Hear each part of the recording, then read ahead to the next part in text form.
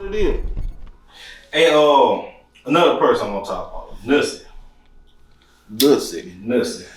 Nussie bad. Yeah. But see, how you feel about like Nussie? Cause like Nussie really thought, or people really thought Nussie was like, Lil Ivy. How you feel about that? Man, I asked Nussie not to speak on that and not to rap about that.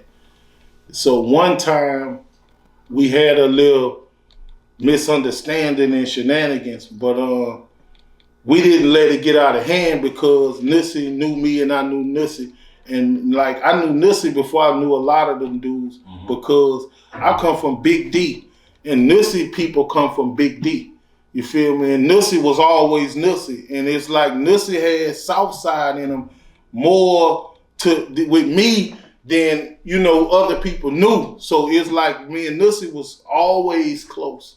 You feel what I'm saying? Nussie and Ivy was close. I'm not going to say they was close, but you got to be close when we all was in South Central together. Nussie is around there at Michael Wayne house on 15th Street, and we right there in front of Yang. We could see the Yang. We could see where they at from the Yang. Okay. And me and Ivy was raised up in front of Yang, and they was right there down the street, and they walked to the store all day long, and we went around the corner and watched out whatever we want, how we wanted to. So we kind of like was raised up together. And I also was writing songs for Nussie. Okay. And he was paying me. You feel what I'm saying? So, it was like I was caught in the middle, but I knew him, like I say, from the streets before the game, I was able to communicate with him still. You heard me? So rest in peace to Nussie. And, I believe in God, bro. So, we believe in God, you can, it's a lot of stuff you can forgive.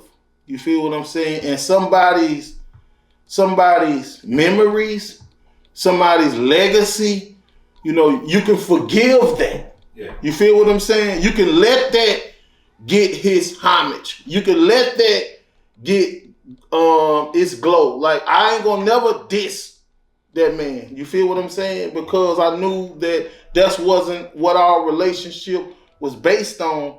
And when all that broke out, it's sad because I was just trying to be a rapper.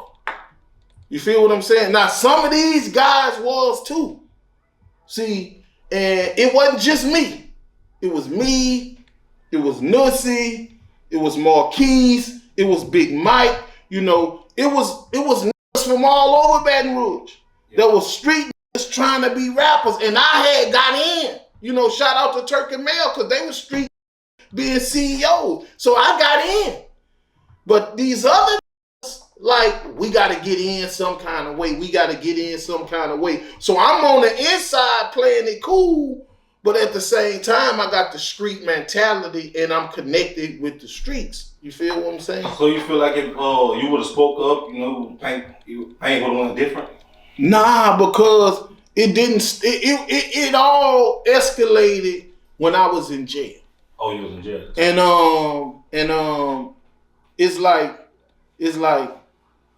I squashed a lot of stuff. A lot of in the hood. You know what I'm saying? And I saved a lot of people's lives. And I, cause see, I was the type that wasn't gonna go there for or let it go there for with people that I knew I saw every day. You know what I'm saying? So but that was just me. You know what I'm saying? So, but I definitely feel like that that shouldn't have went like that. You know what I'm saying? And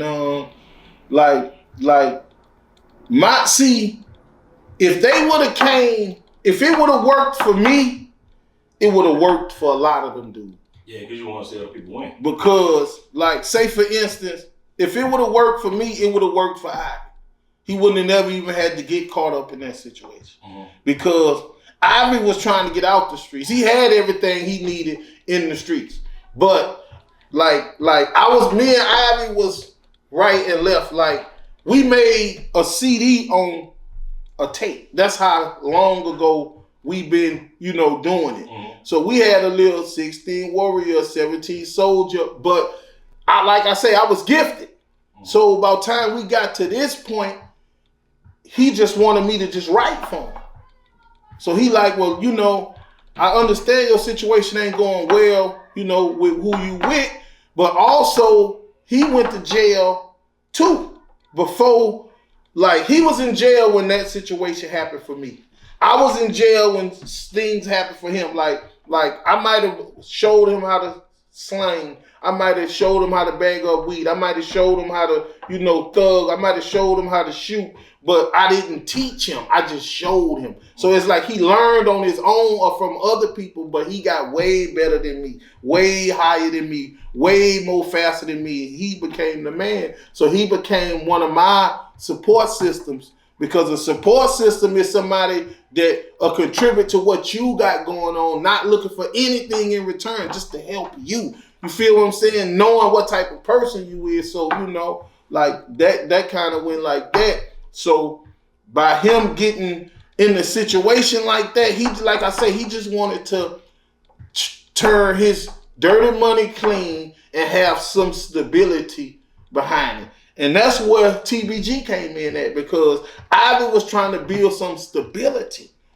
And I was like, man, bro, I done changed the top to Uptown. You feel me? I'm like, yeah, I'm keeping it Uptown, Uptown. I'm feeling that, they feeling that. I got a whole movement, the whole top saying Uptown. You feel what I'm saying?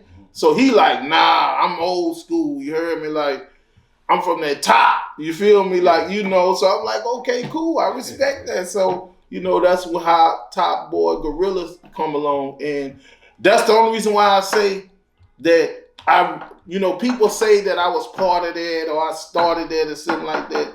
No, I'm going to just say Uptown All-Stars was starting to be TBG because they didn't like the fact that I was screaming Uptown and it was the top. So, and I had already took off and had Uptown out there. So they was like, okay, cool. We going to start this. You know, shout out to Yacht, rest in peace. You know what I'm saying? You know, so when that went the way it went, it was more so about me being left short again, because them, you know, Ivy, like I say, that was part of my support system. And he was going to pay me to write his whole side. Him and Boo was supposed to do a CD. He was supposed to pay me to do his whole. I was going to work with him in the studio. I was going to write for him all that. His verses, you ever heard him out these days? I wrote them. Oh, yeah? You feel what I'm saying? So, you know, that's how close we was. And he didn't want nobody else to write for him. Mm-hmm. You know, so, you know, I was like, I got you. You know, he had me, I had him, but, you know, like, we couldn't get that far. Yeah, because you look at most street dudes, they trying to get out the streets. You get these new rap dudes, they want to go back to the streets. Like, nah, they want to go to the streets. See, they never been in the streets. Yeah. You know, it's like, bro, like I say, if you get into rap and you at school and you being a school kid and you live with your parents, I don't care where you live at.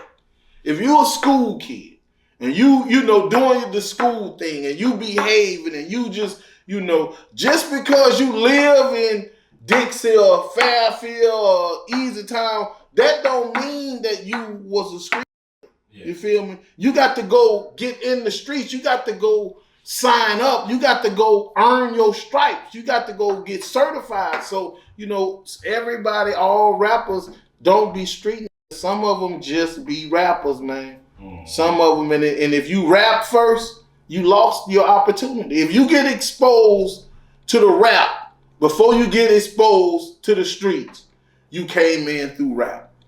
That's any rapper. You don't get a chance to come through the streets if you done got rap exposure. I'm sorry, like 6ix9ine, back to 6ix9ine. You can't go be in the streets once you was a rapper. They should have knew that. You was a rapper first. You feel what I'm saying? So, you know, when you're a rapper first, you entitled to do anything.